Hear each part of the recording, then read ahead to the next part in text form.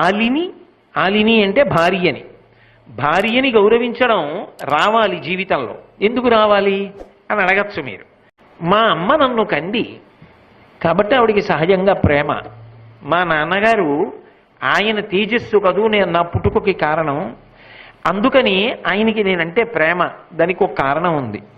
నాతో కలిసి పుట్టారు అన్నదమ్ములు, నాతో కలిసి పుట్టారు అక్క చెల్లెళ్ళు, ఒక అనుబంధం ఉంది. మేమందరం ఒక్క తీగ పువ్వులం, ఒక్క చెట్టు కాయలం, ఒక్క చెట్టు పళ్ళం.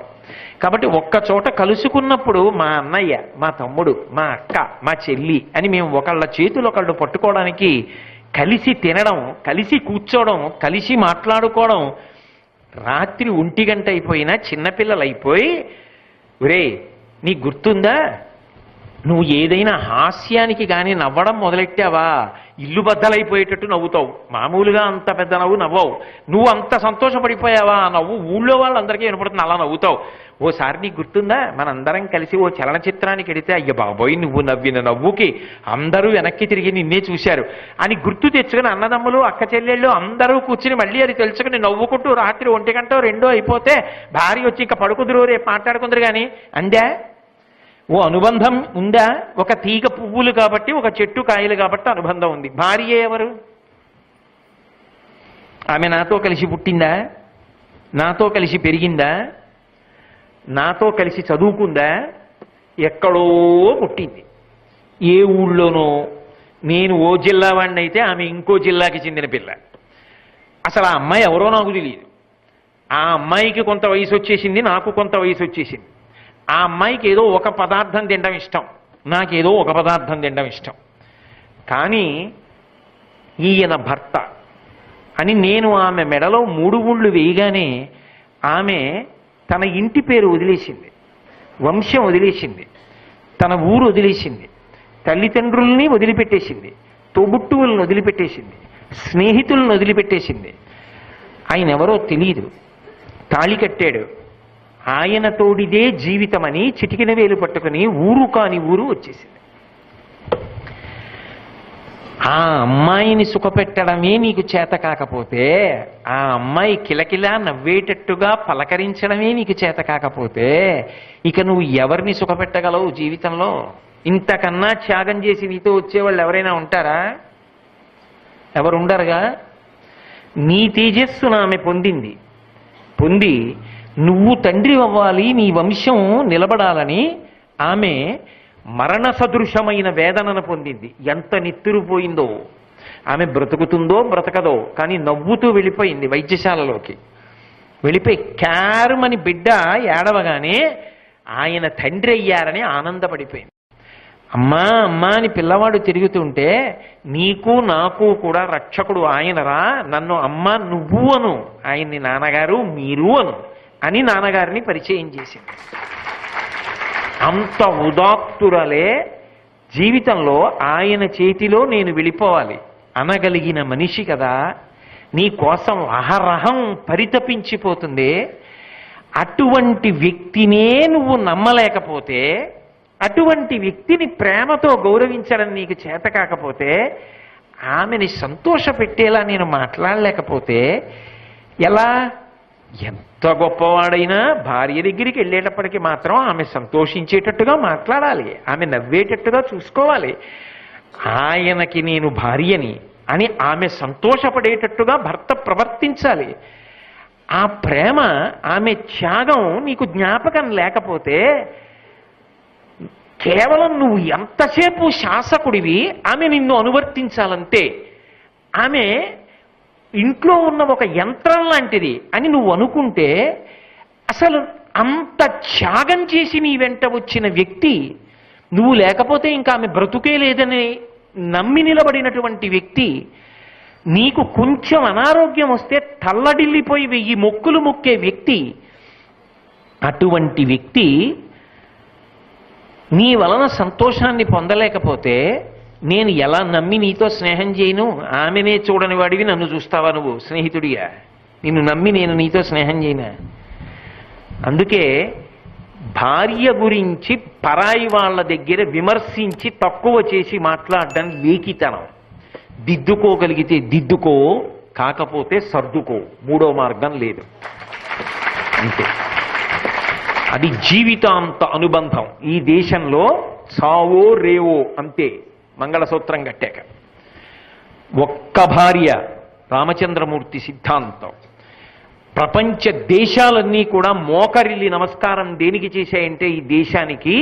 ఈ దేశంలో ఒకసారి స్త్రీని చేపడితే అంతే.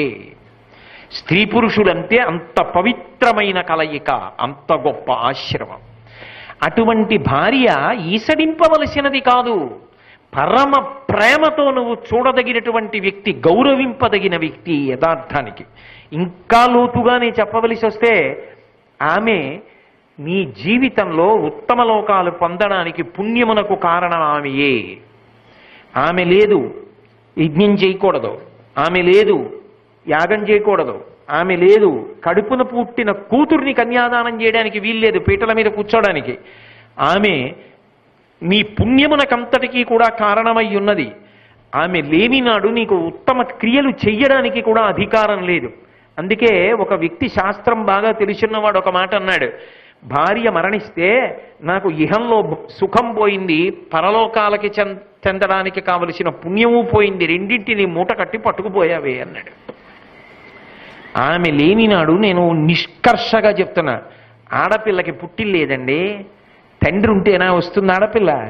అమ్మ కోసం వస్తుంది. అమ్మ అన్న మాట మీద ఆడపిల్లకు ఉండేటటువంటి ప్రేమ అటువంటిది. పిల్ల కష్టం ఎవరికి చెప్పుకుంటుంది? అమ్మకి చెప్పుకుంటుంది. ఆడపిల్ల చెప్పుకోవలసిన కష్టాలు అమ్మకి చెప్పుకునే ఉంటాయి, కానీ నాన్నకి చెప్పుకోలేదు. అమ్మ ఉంది కాబట్టి పురిటికొచ్చింది, అమ్మ ఉంది కాబట్టి ఆ ఇంటికి పరిగెత్తుకొచ్చింది. అమ్మ లేని నాడు కడుపున పుట్టిన కూతురు కూడా ఎక్కువ వచ్చి ఉండదు. ఆమె లేనినాడు ఆనందమే ఉంది. అందుకే శాస్త్రం ఒక మాట చెప్పింది, వేదమూలమిదం బ్రాహ్మం భార్యామూలమిదం గృహం కృషిమూలమిదం ధాన్యం ధనమూలమిదం జగత్. భార్యామూలమిదం గృహం. ఎంత పాలరాతితో కట్టిన భవంతి కానివ్వండి, ఆమె ఎంత అనారోగ్యంగా ఉండనివ్వండి, 104 జ్వరంతో పడుకోనివ్వండి, ఆయన వెళ్ళి గబగబా కాళ్ళు చేతులు కడుక్కుని విడితే ఆమె ముసుగు తీసి అడిగే మొదటి మాట ఏంటంటే, పలహారం చేశారా అని అడుగుతుంది. అప్పుడు కూడా తల్లి తర్వాత తల్లిలా కడుపు తడివి తిన్నారా అని అడగగలిగినది ఆమె ఒక్కతే.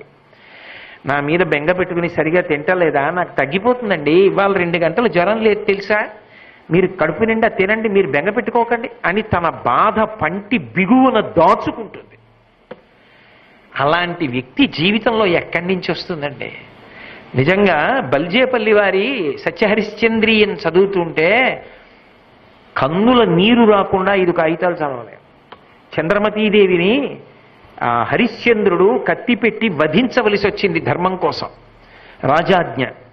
అప్పుడు భార్య గురించి ఒక మాట అన్నాడు, నీవే కదా నాకు ఇకిలేప్సితంబుల కవగతంబుల నర్చు కల్పతరు, నీవే కదా నాకు నిత్య సత్య యశంబు దరిజేర్చుచుండెడు ధైర్యలక్ష్మి, నీవే కదా ఘోర దావానలము నుండి మమ్ము రక్షించిన మానవతివి, నీవే కదా మౌని రుణబాధ తొలగించి పరువు నిల్పిన ఎట్టి భవ్యమతివి, నీవే నా నిధానంబు, నీవే కావే నా కుల విభూషణంబవు నలిననయన, అమరునే నాకు 1000 జన్మలకు నైనా నిన్ను వంటి సతీమణి నెలతమిన్న అంటాడు హరిశ్చంద్రుడు. అంటే నీవే కదా నాకు ఈ కిలేప్సితంబుల కవగతంబులు నచ్చు కల్పతరు. అసలు ఈ లోకంలో సుఖం అంటూ ఏమైనా ఉంటే అది భార్య వలన మాత్రమే సాధ్యం. ఎందుచేత అంటే సూక్తులు చెప్పినప్పుడు ఒక మాట చెప్తారు పెద్దవాళ్ళు. అందులో అంటారు, ఏదో మాతా సమన్నాస్తి శరీర పోషణం, భార్యా సమన్నాస్తి శరీర తోషణం, చింతా సమన్నాస్తి శరీర ఖేదనం, విద్యా సమన్నాస్తి శరీర భూషణం.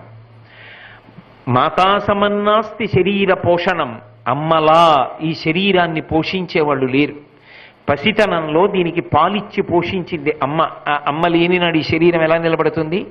మాతా సమన్నాస్తి శరీర పోషణం, భార్యా సమన్నాస్తి శరీర తోషణం. ప్రేమతో అన్నం పెట్టడం వరకే కాదు, అసలు ఇంటికి వెళ్ళేటప్పటికీ ఆవిడ ఎదురొచ్చి, రండి వచ్చారా, ఎంత ఆలస్యమైపోయిందో అని తాపత్రయపడి వడ్డిస్తుందే ఆమె లేనినాడు. అందరూ తలుపులేసుకు పడుకుంటే పెద్ద ఆయన రాలేదు, వచ్చేదో తింటారు లేని ఆ పలహారం చేసే బల్ల మీద పెట్టి మూత పెట్టేసి కొడుకు కోళ్ళు అందరూ పడుకుండిపోతే తాను ఇంటికి వెళ్ళిన తరువాత ఆ పిలిచే మనిషి లేదనుకోండి, లోపలికి వెళ్ళి ఆ బల్ల మీద ఉన్న పళ్ళెని తీసి కూర్చుని పలహారం చేద్దాం అనుకున్న నాడు ఆమె ప్రేమ జ్ఞాపకానికి వచ్చిన తరువాత పురుషుడికి భోగమే ఉంది, జీవితమే ఉందండి. ఆమె లేని నాడు శరీరానికి సుఖమే ఉంది. ఆ ఒక్క మాట చాలా, అది దాటి నేను మాట్లాడకూడదు. ధర్మబద్ధమైన కామము గాల, దాని వలన సంతానం ఇవ్వలా ఆమె. కాబట్టి నీవే కదా నాకు ఇకిలేప్సితంబుల కవగతంబులు నర్చు కల్పతరువు, నీవే కదా నాకు నిత్య సత్య యశంబు దరిచేర్చుచుండెడి ధైర్యలక్ష్మి. నేను ఒక లక్ష్యాన్ని పెట్టుకుని జీవితంలో పరమ పవిత్రంగా బ్రతకాలని బ్రతుకుతూ ఉంటే, కావాలని అసూయ పెట్టుకుని నన్ను ఇబ్బంది పెట్టాలని ఎవరో ప్రయత్నించినా, నా జీవితంలో ఉద్ధాన పతనాలు వచ్చినా, నేను ఒక్కొక్కసారి చతికిల పడిపోయినా ఎందుకండి బెంగ పెట్టుకుంటారు అని భుజం తట్టి నన్ను పైకి లేపి నడిపించిన ధైర్యలక్ష్మి నువ్వు కాదు. నీవే కదా ఘోర దావానలము నుండి మమ్ము రక్షించిన మానవతివి. చంద్రమతి రక్షించింది ఒకప్పుడు ఘోర దావానలం నుంచి. అలాగే నీవే కదా మౌని రుణబాధ తొలగించి పరువు నిల్పిన ఎట్టి భవ్యమతివి. నేను యథార్థంగా చెప్తున్నా, ఈ దేశంలో పిల్లలు బాగా చదువుకుంటున్నారంటే మెళ్ళో బంగారం తీసి బెంగ పెట్టుకోకండి, తాకట్టు పెట్టి పిల్లాన్ని చదివించండి అని చదివించినటువంటి తల్లులు ఎంతమంది లేరు. భర్తకి అనారోగ్యం చేస్తే మెళ్ళో ఉన్నటువంటి నగలు తీసి కుదువ పెట్టి భర్తకి శస్త్రచికిత్సలు చేయించిన తల్లులు ఎంతమంది లేరు. భర్తకి అనారోగ్యం చేస్తే తన అందం చెడిపోతుంది, తాను అసహ్యంగా అయిపోతానని తెలిసి కూడా అలాంటి మొక్కచ్చా మొక్కకూడదా అని కూడా ఆలోచించకుండా ఏడుకొండల వాడికి తలనీలాలు కూడా ఇచ్చేసి బోడుగుండుకి గుడ్డగట్టుకు తిరిగినటువంటి ఉత్తమరాళ్ళైన ఇళ్ళాళ్ళు, ఆర్తి కలిగిన వాళ్ళు ఎంతమంది లేరు. అలా నిజానికి పురుషుడు చెయ్యగలడా? ఏమో చేసే మహాత్ములు ఉండవచ్చు, నేను కాదని ఎందుకు సిద్ధాంతం చేయాలి. అంత గొప్పదే భార్య అంటే ఆమెని అంత తృణప్రాయంగా ఎలా మాట్లాడగలుగుతున్నావు? చటుక్కుని ఆమెకి విడాకులన్న మాట ఎలా అనగలుగుతున్నావు? ఆమె ఎందు ఏ బలహీనత ఉందో అది కదా నువ్వు ప్రేమించడానికి కారణం కావాలి. నా కడుపున పుట్టిన బిడ్డల్లో ఒకళ్ళకి ఏదైనా చాలా తీవ్రమైన అనారోగ్యం ఉందనుకోండి, అయ్యో బలహీనుడు అని నేను అందుకు కదా ప్రేమిస్తాను. అయినప్పుడు అయ్యో పాపం అమాయకురాలు, దీనికి బలహీనత ఉందని కదా నేను ప్రేమించాలి. ద్వేషించడానికి ఎందుకు కారణం అది అవ్వాలి? నీ భార్యనే నువ్వు గౌరవించలేని నాడు, నీ భార్యనే నువ్వు ప్రేమించలేని నాడు, నీ భార్య పట్ల ఆ గౌరవం లేని నాడు నువ్వు ఎవరిని గౌరవించగలవు? సమాజంలో ఎలా గౌరవిస్తావు? అదొక్కటి అర్థం చేసుకుని నువ్వు సమన్వయం చేసుకుని నీ పొదివిట చేర్చుకోలేని నాడు నువ్వు ఎవరి లోపాన్ని ఒప్పుకొని నీతో కలిపి చేర్చుకుంటావు. నీతో నేను యామని నమ్మి స్నేహం చేయను, నీ నీడలో నిలబడ్డం నాకు సాధ్యం కాదు. కాబట్టి భార్యామూలమిదం గృహం. ఇంతకన్నా ఏం చెప్పాలండి? ఆ ఒక్క మాట చెప్పాలంటే నేను దేవీ నవరాత్రుల వరకు మాట్లాడాలి. నిజానికి సమస్త కావ్య పురాణములలో వాళ్ళ గౌరవం గురించి మాట్లాడాలి. అది ఈ జాతి గొప్పతనం. భార్య అంటే ఈసడించమని ఏ శాస్త్రంలో చెప్పాల, అంత గౌరవించారు. పరమేశ్వరుడంతటి వాడు దేహార్థ భాగం ఇచ్చాడు, బ్రహ్మగారంతటి వాడు నాలుక మీద పెట్టుకున్నాడు, విష్ణు అంతటి వాడు గుండెల మీద పెట్టుకున్నాడు. నేనెంతటి వాడిని కాదని చెప్పడానికి.